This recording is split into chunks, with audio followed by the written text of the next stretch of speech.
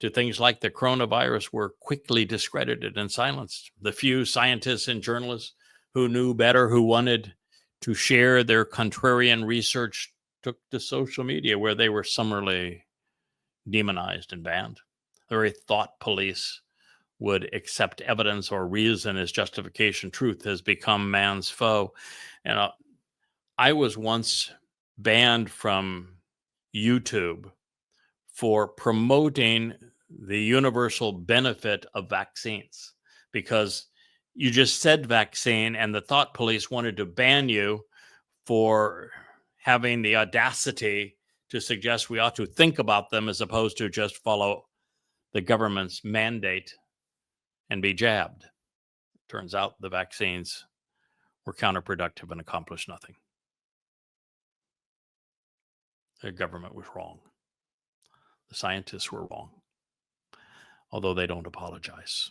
They were even wrong when, in early February, March of 2020, I did the research along with my wife, and we determined conclusively and proved with evidence that the coronavirus was created in the Hunan lab, and that lab was partially funded by agencies that were managed by Fauci, and that the Chinese knew and the Americans knew and Fauci knew that virus was a human concoction.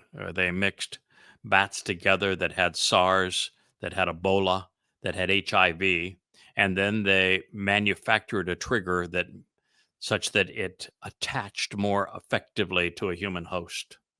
It was a manufactured virus. It got away, they say, by accident, by a lab accident. But had all the research been given immediately on it, it would have been quite easy to constrain it, but the Chinese didn't, the Americans didn't.